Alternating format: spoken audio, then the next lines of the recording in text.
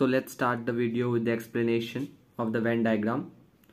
So पहला question बोल रहा है if S is a subset of T then S intersection T हमें फाइंड करना है. Question is S intersection T निकालना है हमें. तो S is a subset of T, ये गिवन है. तो हम क्या करेंगे, ये बना लेंगे पहले S is subset of T, मतलब T एक बड़ा सेट होगा. तो सेट को वेन डायग्राम्स में एक सर्कल से रिप्रेजेंट करते हैं. और जो ये रेक्टेंगल है this is the Venn diagram and it represents the universal set. So मैंने T बना लिया, तो उसका नाम भी लिख दिया जाता है वेन डायग्राम्स में. तो ये मैंने T सेट बना लिया है और S जो है वो उसका सबसेट है. तो यानी उसका अंदर आएगा क्यों? बिकॉज S के सारे एलिमेंट्स T में भी है, इसीलिए. मतलब S एक छोटा सेट है तो S इसके अंदर आएगा. इसको मैं रिप्रेजेंट कर देता हूँ ऐसे करके. S ये S का सेट है. हमें निकालना है S intersection T. Intersection T मतलब जो वो एलिमेंट्स जो दोनों S में भी आएगा और T में भी, S में भी आएगा और T में भी आएगा. तो S T में देखिए पूरा आ जाएगा, यानी S का भी सारा एलिमेंट्स आएगा और S में तो S आएगा ही. तो दोनों जो कॉमन है हमारा, जो इंटरसेक्शन निकालना है हमें, तो हो जाएगा सिंपली S, यानी S intersection T is itself S. Because जो S वाला पार्ट है वो S में भी आ ही रहा है और T में भी आ रहा है. तो इस तरह से वेन डायग्राम्स में इसे रिप्रेजेंट किया जाता है. नेक्स्ट प्रॉब्लम की तरफ बढ़ते हैं. हमें बोला गया है कि S is a subset of T. इसमें भी सेम ही है. मैं पहले T बना लेता हूँ. आप इसे कॉम्पास से बनाएगा, मैं अभी सिर्फ एक्सप्लेन करने के लिए इसे पेन से बना रहा हूँ, और ये पेन से नहीं पेंसिल से बनेगा. उसके बाद हमें क्या बोला है, इसमें भी S is subset of T, यानी सबसेट बोला जाता है तो वो सेट के अंदर ही आ जाता है. उसको नाम दे देता हूँ मैं S. हमें क्या निकालना है इस बार? पहले इंटरसेक्शन निकालना था, अभी हमें यूनियन निकालना है. यूनियन मतलब जो S में भी आएगा और T में भी आएगा. तो ऐसा सेट के लिए ये सारा आ जाएगा, पूरा आ जाएगा ये, क्योंकि ये S में भी और T में भी है. और ये T को रिप्रेजेंट करने के लिए मैं ऐसा सिंबल दिया हूँ, और S को रिप्रेजेंट करने के लिए मैं ऐसे वर्टिकल लाइन दे देता हूँ. तो हमें नंबर 2 क्वेश्चन में बोल रहा है कि S is a subset of T. तो मैंने पहले यूनिवर्सल सेट लिख देता हूँ, ये कंपल्सरी लिखना मत भूलिएगा. मैं T सेट बना लेता हूँ. पहले T बना लिया. S is a subset of T, subset है इसलिए अंदर आएगा. तो ये मैंने S डिनोट कर दिया, S सेट को डिनोट कर दिया. हमें क्या निकालना है? S और T का इंटरसेक्शन, मतलब वैसा सेट बताना है इस वेन डायग्राम में जिसमें S के भी एलिमेंट्स है और T के भी एलिमेंट्स. तो ऑफकोर्स वो T ही आएगा क्योंकि T के अंदर ही S है. तो मैंने इसे डिनोट कर देता हूँ इसे. यही इसका आंसर है. S union T is equal to, मैं ऐसे दिखा देता हूँ, ये देखिए सिंबल निकाल देता हूँ जो मैंने वेन डायग्राम में दिया हुआ है. ऐसे सिंबल से आप रिप्रेजेंट कर सकते हैं. ओके, ये पहले वाले क्वेश्चन में भी मैंने जो बताया था उसमें भी आप ऐसे डिनोट कर दीजिएगा. उसके बाद नंबर 3 में चलते हैं. ये देखिए नंबर 1 में आप इसकी जगह ऐसे भी लिख सकते हैं,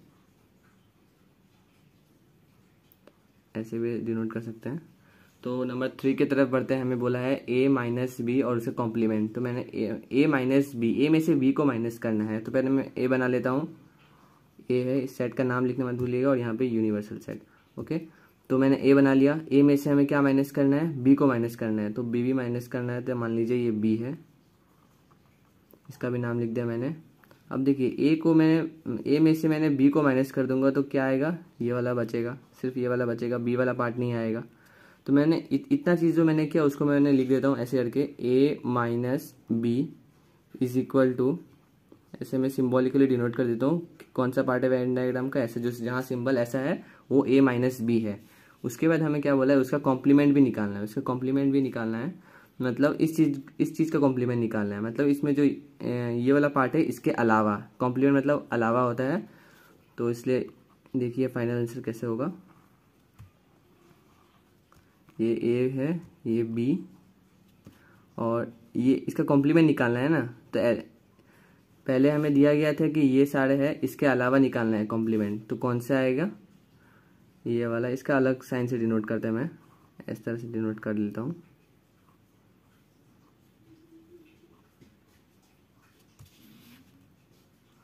ऐसे मैं डिनोट कर देता हूँ. और यहाँ पे B भी आएगा, यहाँ पे B तो नहीं था ना. और ये वाला पार्ट भी आएगा.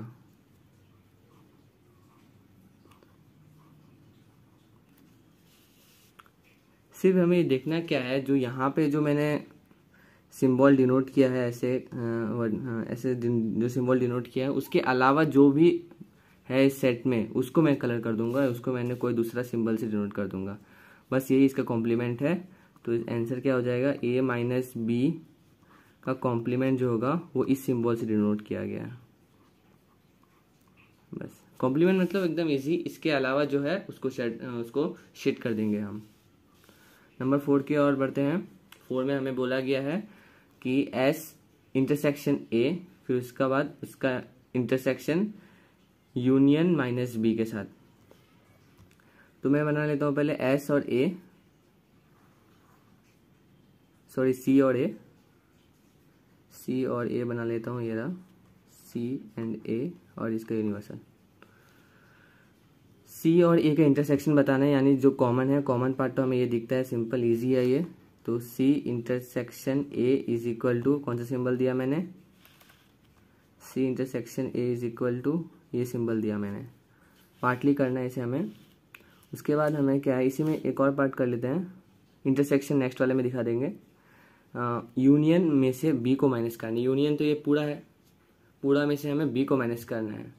तो यहाँ पे बी भी आ गया, ए और सी का पहले बोला था, अभी बी भी आ गया। तो बी के लिए मैं बना लेता हूँ ऐसे, देखिए ये मैंने बी बना लिया। और हमें क्या करना है, अभी यूनियन में से बी को माइनस करना है, मतलब ये पूरा यूनियन में से सिर्फ बी पार्ट को अगर मैं छोड़ दूं तो उसको मैं शेड कर देता हूँ अलग सिंबल से। ओके, तो मैं इसे देता हूँ ऐसा, इस बार ऐसा सिंबल से डिनोट कर देता हूँ। बस खाली हमें बी को छोड़ देना है, क्योंकि बी का माइनस करना है यूनिवर्सल में से।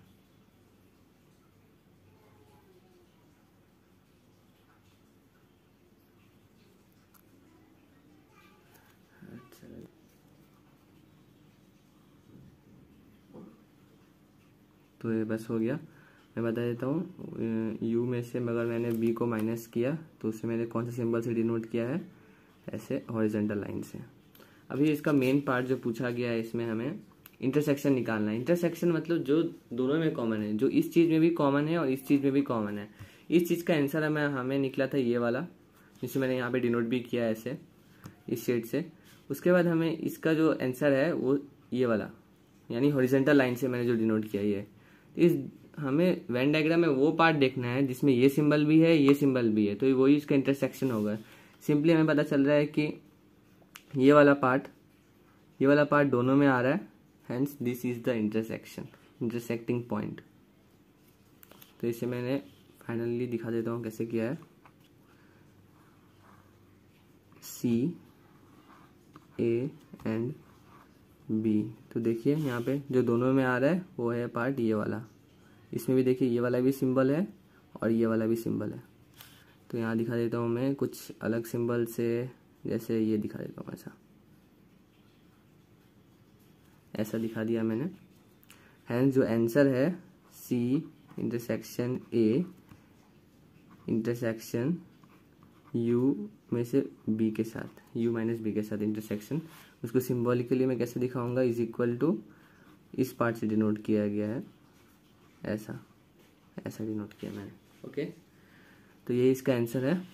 तो इस कुछ एग्जांपल से मैंने समझा दिया वेन डायग्राम्स क्या होता है, बेसिक सिखा दिया हूँ मैं। अभी हम इसका प्रॉब्लम सॉल्व करेंगे।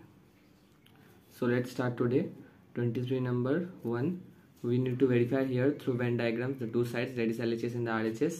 So let's start with the LHS, that is A minus B. We need to draw two circles which represent the set and universal set, and this figure and this boundary, rectangular boundary is said to be the Venn diagram. तो इसमें हमें बोला गया है a minus B करना है, तो a और b बना लिया, और फिर a में से b को माइनस करना है, तो a के पार्ट में से b को माइनस करने पे ये एरिया बचेगा। तो this is the relevant area, जो मैंने यहाँ पे डिनोट कर दिया, जो सिंबल यहाँ पे दिया है उसे डिनोट कर दिया, and I put here figure 1।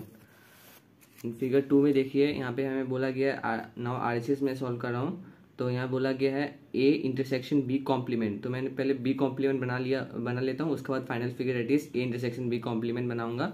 इसीलिए यहाँ पे फिगर 1 फिगर 2 दिया गया है। जब दो से ज़्यादा फिगर, दो जैसे यहाँ पे दिया गया है, दो चीज़ दिया गया ना LHS एंड RHS, जब 2 से ज़्यादा डायग्राम बनाना हो तो फिगर 1 फिगर 2 करने से ज़्यादा अच्छा होता है। लास्ट में हम लोग लिख देंगे कि कौन सा फिगर रिलीवेंट है हमारे लिए। तो देखिए फिर बी कॉम्प्लीमेंट के लिए मैंने क्या किया है, बी को छोड़ के जो भी यूनिवर्सल सेट में जो एलिमेंट्स है उसको शेड कर दिया है।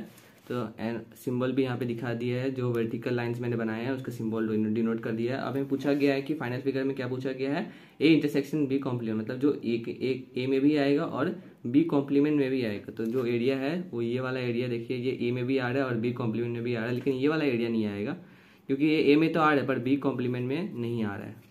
So that's the final figure. So this is the final figure. और यहाँ पे भी देखिए मैंने लिख दिया जो रिलीवेंट फिगर्स है, figure 1 and figure 3 represent the same region. Okay, so let's start the number 2। इसमें LHS में दिया गया है A intersection B union C. तो यहाँ पे ए का जो सेट है वो बड़ा सेट होगा क्योंकि उसमें बी और सी दोनों आना चाहिए, बी यूनियन सी दोनों आना पड़ेगा। तो A must be a bigger set then this two. So यहाँ पे ए का अंदर में आ जाएगा B and C. Okay, so we can say here that B and C are the subsets of set A. okay, तो हमें पहले इसको सॉल्व कर लिया। इसमें मैंने 2 फिगर में कंप्लीट किया LHS को। तो यहाँ पे B यूनियन C के लिए मैंने ये शेड कर दिया। देखिए B यूनियन C एक जो हॉरिजॉन्टल लाइन से ब्लू कलर का, उससे मैंने दिखाया है B यूनियन C। इसमें ये सारा पार्ट आएगा जो B में भी है और A में भी है। और इसमें यहाँ ये जो सिंबल दिया है ये हॉरिजॉन्टल लाइन्स को यहाँ पे दिखा भी दीजिएगा, B union C is equal to horizontal lines. Okay, ऐसे बॉक्स में दिखा दीजिएगा। उसके बाद हमें क्या निकालना है, A intersection B union C, मतलब जो बी यूनियन सी में भी आ रहा है और ए में भी आ रहा है। ए में तो सारा ही आ रहा है और बी इंटरसेक्शन में क्या आ रहा है, ये वाला पार्ट। तो रिलीवेंट जो एरिया है वो ये बी यूनियन सी ही होगा। ओके, तो यहाँ पे देखिए रिलीवेंट फिगर जो है यहाँ पे LHS का, that will this area, hence A intersection B union C will be this shadowed portion with the vertical lines. Now let's do the RHS. Here RHS में हमें बोला गया है कि A इंटरसेक्शन B निकालना है, उसके बाद यूनियन A इंटरसेक्शन C के साथ। तो मैं पहले A इंटरसेक्शन B और इंटरसेक्शन C एक फिगर में दिखा देता हूँ। देखिए A इंटरसेक्शन B मतलब जो A में भी आ रहा है और B में भी आ रहा है, ये जो वर्टिकल लाइन्स है this denote the same area. Okay, तो यहाँ पे लिख दिया मैंने A intersection B is equal to this vertical lines. Then A intersection C भी बोला है, तो इंटरसेक्शन C के लिए दिस हॉरिजॉन्टल लाइन्स जो A में भी आ रहा है और C में भी आ रहा है। तो यहाँ पे भी मैंने दिखा दिया हॉरिजॉन्टल लाइन से। ठीक है, अब एक फिगर में सारा मत करिएगा, it will create a problem. Okay, उसके बाद हमें क्या निकालना है, इस दोनों का एरिया मतलब जो दोनों का। ओके, जो बी में, जो इस एरिया में बी का आ रहा है, इस एरिया में सी का आ रहा है, तो फाइनली जो यूनियन होगा ये बी और सी का यूनियन ही होगा फाइनली। देखिए बी यूनियन सी यही एरिया। और नंबर RHS में भी देखिए हमारा यही एरिया आया था। लास्ट में हम लिख देंगे that figure 2 and figure 4 represent the same region, hence LHS is equal to RHS लिख देंगे, उसको क्वेश्चन को लिख देंगे वापस। नंबर 3 में देखिए फिर, so here in LHS A minus B union C, इसमें भी here also the A will be a bigger set. Okay, because B union C lies inside the A set. Okay, तो हमें पहले क्या करना है, LHS के लिए B यूनियन C पहले हम निकाल लेते हैं। B यूनियन C जो पहले सिमिलर जो पहले जैसा था उसको मैंने शेडो करके यहाँ पे लिख दिया symbol B union C। Okay, this figure represents B union C, figure 1 represents B union C। उसके बाद हमें क्या करना है, जो A सेट है इसमें से B यूनियन C को माइनस कर देना है। तो B यूनियन C हमारा ये पार्ट था, ये पार्ट को माइनस करने पे जो बचा हुआ पोर्शन है वो आ जाएगा A का, and this is the final answer for LHS। Okay, A minus B union C will be this area representing the vertical lines. Okay, with blue colour. उसके बाद हमें बोला गया है RHS में A माइनस B और फिर यूनियन A माइनस C के साथ। तो पहले मैं A माइनस B और A माइनस C एक सेट में, एक फिगर में दिखा देता हूँ। जो यहाँ पे ये है A माइनस B, यानी A में से B को माइनस करने पे जो एरिया बचेगा तो वो मैंने ऐसे दिया। ये देखिए आप स्लैंट करके जो ब्लू कलर का जो एरिया दिख रहा है, ब्लू कलर का जो लाइन्स मैंने बनाया है, that represent the same area, that is A minus B। जो यहाँ पे लिख भी दिया, देखिए ये वाला कलर। यहाँ पे मैंने कलर इस्तेमाल मत कीजिए एग्जाम में, मैं सिर्फ मतलब वीडियो में अच्छे से दिखने के लिए मैंने इस्तेमाल किया है। ओके, आप पेंसिल से ही करिएगा विद डिफरेंट सिंबल्स। तो उसके बाद मैंने A माइनस C के लिए देखिए, A में से C को, मतलब A सेट जो है उसमें से C को माइनस करने पे जो एरिया बचा उसे मैंने ग्रीन लाइन से रिप्रेजेंट किया है, and that is also a slant but in opposite direction. Representing green colour, okay, a minus B represent this area. इसे मैंने फिगर 3 बना लिया है, और जो फाइनल होगा उसे मैंने फिगर 4 में दिखाया है। उसमें हमें क्या बताना है, इंटरसेक्शन हमें निकालना है दोनों का। सिंपली RHS के इंटरसेक्शन के लिए जो फाइनल फिगर में करना है उसका मैंने इंटरसेक्शन निकालना है। तो नंबर फिगर 3 में देखिए, तो इंटरसेक्शन निकालने के लिए सिंपली वही एरिया होगा फाइनली फिगर में कि जो दोनों ही that is green colour and blue colour से रिप्रेजेंट किया गया, यानी वो a माइनस बी में भी आ रहा है और a माइनस सी में भी आ रहा है। तो उसको मैंने सिंपली इस तरह से रिप्रेजेंट कर दिया है। देखिए that is the horizontal blue lines. तो नंबर देखिए LHS में भी वही एरिया आ रहा था और RHS में भी वही एरिया आ रहा है, that is figure 2 and figure 4 represent same area. तो लास्ट मैंने ये लिख दिया, figure 2 and figure 4 represent the same area. तो ईजी हो जाता है क्योंकि वेन डायग्राम से सिंपली मैंने क्या देखा कि दोनों लाइन का ये जो एरिया है, ये वाला जो एरिया है, इसमें दोनों ही कलर आ रहा है, तो इसीलिए ये इंटरसेक्शन हो गया इसका। So let's move to number 4। Number 4 में हमें पूछा गया है कि A complement union B complement और फिर इसका कॉम्प्लीमेंट। तो इस फिगर को मैंने LHS को मैंने 3 पार्ट में डिवाइड किया, figure 1, figure 2 and figure 3। Figure 1 में मैंने क्या किया, A कॉम्प्लीमेंट और B कॉम्प्लीमेंट निकाला है। A कॉम्प्लीमेंट मतलब A को छोड़ के जो बाकी लाइन्स है, that is the vertical blue lines represent the same area, and B complement के लिए जो है वो हॉरिजॉन्टल ग्रीन लाइन्स को रिप्रेजेंट किया। फिगर 1 में बस इतना ही किया है। उसके बाद मैंने इसका यूनियन निकाला। यूनियन में देखिए A कॉम्प्लीमेंट में देखिए ये A को छोड़ के करना पड़ता है, तो A बच गया, बाकी सारा कलर हो गया। फिर B कॉम्प्लीमेंट में भी देखिए B का ये वाला पार्ट जो है वो बच गया, क्योंकि दोनों में कॉमन है, ये बच गया और बाकी सबको मैंने कलर किया ग्रीन कलर से। तो देखिए ये वाला इसका यूनियन में नहीं आएगा, बाकी जो पार्ट है वो सारा मैंने ग्रीन कलर से रिप्रेजेंट किया। तो फिगर 2 में इसका यूनियन निकाल लिया है। अभी हमें क्या करना है, फाइनली क्या करना है LHS में, हमें इस फिगर के कॉम्प्लीमेंट निकालना है। इस फिगर का कॉम्प्लीमेंट क्या होगा, इस फिगर का उल्टा जो कलर नहीं है, that is this common part of A and B will be the final answer, okay. तो इसे मैंने ऐसे रिप्रेजेंट किया है। अपना मर्जी से आप कोई भी सिंबल दे सकते हैं, इसमें थोड़ा अलग टाइप का सिंबल दिया और वो सिंबल को आप दिखा दीजिएगा। सो LHS इज सॉल्व किया। RHS तो बहुत सिंपल है, हमें सिर्फ क्या निकालना है, A इंटरसेक्शन B। तो इंटरसेक्शन B में भी वही एरिया है और LHS में भी देखिए वही एरिया आया है, hence figure 3 and figure 4 represent the same region. अभी नंबर 24 में देखिए, इस सेट का प्रैक्टिकल क्वेश्चन में से है। इस फिगर में परसेंटेज ऑफ A व्यूअर जो है वो है 60% दिया गया क्वेश्चन में, और परसेंटेज ऑफ B व्यूअर जो है वो 50% है, और परसेंटेज ऑफ C व्यूअर जो है 50% है। तो इसे मैंने दिखा दिया, ABC सेट बना दिया है। अभी उसका बाद यहाँ पे दिया गया है percentage of A intersection B, जो A और B दोनों देखते हैं, A और B मतलब ये TV प्रोग्राम के बाद चल रहा है, यहाँ पे A और B दोनों देखते हैं, उसके परसेंटेज है 30%, A और C का 30% और B और C का भी 20%, B और C का 20%, ओके। तो ये दिया गया है हमें पहले निकालना है कि percentage of A intersection B intersection C, मतलब जो तीनों ही देखते हैं वो निकालना है, वो तो दिया गया नहीं है। अभी मैंने क्या किया, पहले टोटल हमें क्या किया, पहले जो टोटल जो है वो तो 100% होगा, टोटल जो सारे देखते हैं A B C वो तो सारे 100% होगा, तो 100% है, ओके। उसमें से हमें क्या दिया गया क्वेश्चन में, देखिए मैंने यहाँ पे लिख दिया है n is equal to A intersection B intersection C is equal to 100, total तो 100% ही होगा। उसमें से हमें बोला है क्वेश्चन में कि 10% do not see any program. तो 100% में से ये जो 100% है, मतलब टोटल जो देखते हैं 100%, उसमें से 10% हटा दिया, क्योंकि 10% तो कुछ भी नहीं देखते हैं, तो बचा 90%, ओके। तो 90% में हमें अभी निकालना है कि जो A और B और C तीनों देखते हैं, तीनों एक साथ, ओके, तीनों देखते हैं, हाँ, तीनों प्रोग्राम देखते हैं। तो N A intersection B intersection C, उसके लिए मैंने ये फिगर निकालने से पता चल जाएगा कि तो कौन सा परसेंटेज जो तीनों प्रोग्राम्स देखते हैं। तो मैंने क्या किया, इसमें निकालने के लिए A का पूरा 60% ले लिया, फिर B का भी ले लिया और C का भी ले लिया 50%। उसमें से मैंने माइनस कर दिया जो A और B देखते हैं, माइनस कर दिया जो B और C देखते हैं, और माइनस कर दिया जो A और C देखते हैं। तो उसको मैंने देखिए माइनस कर दिया। लास्ट में मैंने क्या किया, देखो NA plus NB plus NC minus जो दोनों देखते हैं और जो दोनों देखते हैं, ओके। उसके बाद हमें क्या किया, प्लस करना होगा A intersection B intersection C। अब ये देखिए इसको मैंने प्लस क्यों किया, बिकॉज यहाँ पे जो A intersection B intersection C जो है वो A भी देखते हैं, वो जो पर्टिकुलरली A भी देखते हैं वो व्यूअर्स, ओके, और पर्टिकुलरली C भी देखते हैं। मतलब वो ऐसा नहीं है कि वो A और B को देख रहा है, A और C को देख रहा है, वो तीनों ही देख रहा है, मतलब तीनों में पर्टिकुलरली वो ऐड होगा, तीनों में पर्टिकुलरली वो ऐड होगा, ओके। इसीलिए इसको प्लस कर दिया गया है, and A intersection B intersection C। तो मैंने निकाल लिया ये तो 90 दिया गया, मैंने माइनस करके निकाल लिया, 10% कुछ भी नहीं देखता है।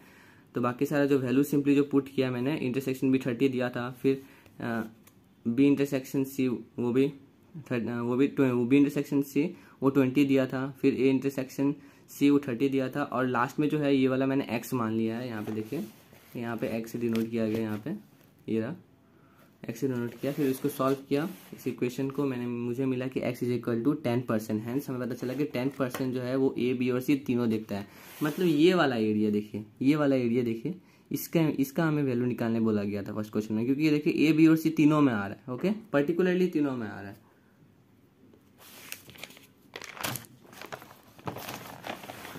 इसके बाद हमें नंबर 2 में क्या पूछा गया है, percentage of viewers who see exactly 2 programs, exactly 2 program देखते हैं, उसका निकालना है। तो हमने क्या किया, इसके लिए परसेंटेज ऑफ ए बी दिया गया था हमें।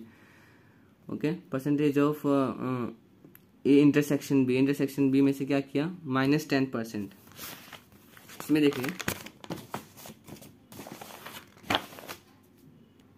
तो इसमें देखिए एग्जैक्टली 2 प्रोग्राम का हमें निकालना है। तो यहाँ पे 2 प्रोग्राम का 30% दिया है, और यहाँ पे देखो ये वाला पार्ट में तो 10% आ रहा है जो तीनों देख रहे हैं, लेकिन हमें एग्जैक्टली 2 प्रोग्राम का निकालना है। तो हमें सिंपली क्या करेंगे, इस 30% में से इस 10% को माइनस करेगा, तो हमें ए इंटरसेक्शन बी निकल जाएगा, दोनों देखता है। इसमें भी देखिए बी और सी में 20% है, इसमें से देखिए ये वाला जो पार्ट है इसमें भी 10% इंक्लूडेड है, वो तीनों देखते हैं। हमें तीनों का नहीं निकालना है, सिर्फ 2 का निकालना है, तो 20 में से 10% माइनस कर दूंगा।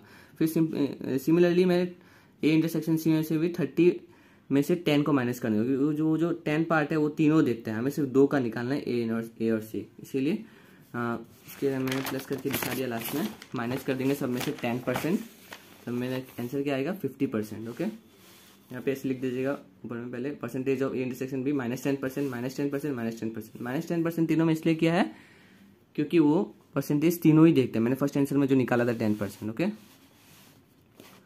और नंबर 3 में हमें क्या निकाला, percentage of viewers who see only A, जो सिर्फ ए ही देखता है, उसके लिए क्या करना है, परसेंटेज ऑफ ए जो 60% दिया गया था, उसमें से ए और बी जो देखते हैं उसको माइनस कर देगा, ए और सी जो देखते हैं उसको माइनस कर देगा, बी और सी को माइनस नहीं करना, बी और सी से कोई ए का रिलेशन नहीं है। ओके, उसके बाद हमें क्या करना है, plus A intersection B intersection. इसको मैंने प्लस क्यों किया, मैंने आगे बता दिया, क्योंकि ये जो ए इंटरसेक्शन बी इंटरसेक्शन है ये पर्टिकुलरली ए भी देखते हैं, पर्टिकुलरली बी भी देखते हैं, पर्टिकुलरली सी भी देखते हैं। इसमें ऐसा कॉम्बिनेशन नहीं है किसी का, जैसे यहाँ पे कॉम्बिनेशन दिया हुआ है। यहाँ जो 10% निकला है, 10% ए में भी ऐड होगा, 10% बी में भी ऐड होगा, 10% सी में भी ऐड होगा, इस तरह से है। ओके, तो यहाँ पे 10% जो निकला है परसेंटेज ए व्यूअर्स होगा। सो नंबर 25 में हमें दिया गया है कि नंबर ऑफ आसान ट्रिब्यून जो है रीडर्स वो है 300 एंड सेंटिनेंटल का 250 एंड जो दोनों देखते हैं वो है 100। तो हमें इसे वेन डायग्राम में बता देता हूँ। ये देखिए, ये आसाम ट्रिब्यून और सेंटिनेंटल का है। आसाम ट्रिब्यून का 300 बताया गया, तो ये देखिए 200 + 100 300 हो जाता है इसमें। और यहाँ पे देखिए सेंटिनेंटल्स का हमें बताया गया था 250, देखिए हमें प्लस करके 250 आ रहा है। और जो कॉमन पार्ट है वो इसके कॉमन पार्ट में आ जाएगा, वो है 100 जो दिया गया था हमें। इस तरह से हम लोग वेन डायग्राम में इसे शो करेंगे। टोटल फैमिलीज हमें दिया गया है 1000। हमें निकालना है कि कितने फैमिलीज ऐसे हैं जो कोई भी न्यूज़पेपर नहीं पढ़ते हैं। तो इसके लिए मैं क्या करूँगा, 100 में से ये 200 + 100 + 150 को माइनस कर देगा, जो बच गया वो सारा नॉन रीडर्स है। तो hence 1000 families minus this 450 families is equal to 550 families do not subscribe to any of the newspapers. तो देखिए नंबर 26 प्रॉब्लम में हमें दिया गया है total students in a class जो है वो 50 है, उसमें से जो एडवांस मैथमेटिक्स जो पढ़ते हैं वो है 24 और 16 जो है वो सिर्फ एडवांस मैथमेटिक्स पढ़ते हैं पर ज्योग्राफी नहीं पढ़ते। तो यहाँ पे दिखा दिया मैंने एडवांस मैथमेटिक्स का सेट और ज्योग्राफी का सेट। जिस स्टूडेंट ने ज्योग्राफी और एडवांस मैथमेटिक्स ऑप्ट किया है उसका दिखाया मैंने। तो एडवांस मैथमेटिक्स में टोटल 24 स्टूडेंट्स हैं, और यहाँ पे बताया कि जो सिर्फ एडवांस मैथमेटिक्स लिया हुआ है 16, मतलब जो खाली पार्ट में जो आएगा वो है 16 स्टूडेंट। ये डिनोट करता है कि इतने स्टूडेंट्स सिर्फ एडवांस मैथमेटिक्स पढ़ते हैं पर ज्योग्राफी नहीं पढ़ते हैं। मतलब कोई कोई होता है ना जो दोनों कॉमन सब्जेक्ट दोनों पढ़ता है, तो ऐसा नहीं है। इसलिए स्टूडेंट सिर्फ एडवांस मैथमेटिक्स पढ़ते हैं 16 स्टूडेंट्स। ओके, और जो है हमारा टोटल हमें दिया गया 24। तो हमारा जो कॉमन पार्ट है वो इजीली निकल जाएगा। 24 में से मैं 16 माइनस कर लूँगा, जो कॉमन पार्ट है दैट इज 8 स्टूडेंट्स वो एडवांस मैथमेटिक्स भी पढ़ते हैं और ज्योग्राफी भी पढ़ते हैं। तो इस पार्ट का हमारा सॉल्विंग हुआ। तो उसके बाद हमें क्या निकालना है, ये वाला पार्ट निकालना है जो ज्योग्राफी स्टूडेंट्स पढ़ते हैं, ज्योग्राफी पढ़ते हैं उसका निकालना है हमें। ओके, तो हमें निकालना, पहले नंबर में क्या बोला है, number of students who have taken both advance math and geography, मतलब इंटरसेक्शन निकालना है, मतलब ये वाला पार्ट तो मैंने निकाल ले लिया 8 स्टूडेंट्स। उसके बाद हमें क्या करना है, number of students taking geography but not advance mathematics. तो हमें क्या करूँगा, सिंपली ये वाला जो है इसमें से अगर मैं ये कॉमन पार्ट को हटा दूँ तो ये वाला बचेगा। तो 18 कैसे आया, यहाँ देखिए, यहाँ आ जाएगा 26 मैंने कैसे निकाला, 24, ये 50 स्टूडेंट्स था, इसमें से टोटल एडवांस मैथमेटिक्स 24 लिया है, तो टोटल हमारा ज्योग्राफी का कितना निकल जाएगा, एन ज्योग्राफी यहाँ पे भी लिख सकते हैं, एन ज्योग्राफी जो होगा वो क्या हो जाएगा, 50 में से 24 को अगर मैं माइनस कर लूँ तो क्या आएगा हमारा 26 आ जाएगा। मतलब इसका टोटल वैल्यू जो है यहाँ पे सिर्फ जी को देखिए अभी आप 26 है, 26 में से 8 जो है वो एडवांस मैथमेटिक्स और ज्योग्राफी दोनों पढ़ता है। तो सिंपली जो सिर्फ ज्योग्राफी पढ़ता है बट एडवांस मैथमेटिक्स नहीं पढ़ता है वो 18 स्टूडेंट्स, माइनस करके मैंने निकाला। देखिए एकदम इजी क्वेश्चन था ये। और नंबर 17 तो सिंपल वही है, वेन डायग्राम्स, तो मैंने पहले दिखा दिया है, इसमें आप देख लीजिए, थोड़ा सा पेंसिल से किया है इसमें मैंने, वैसे तो ये आपको आता ही होगा अभी तक। इट इज 27 नंबर 1, सिंबल से मैंने डिनोट कर दिया, आपको समझ आ सकता है।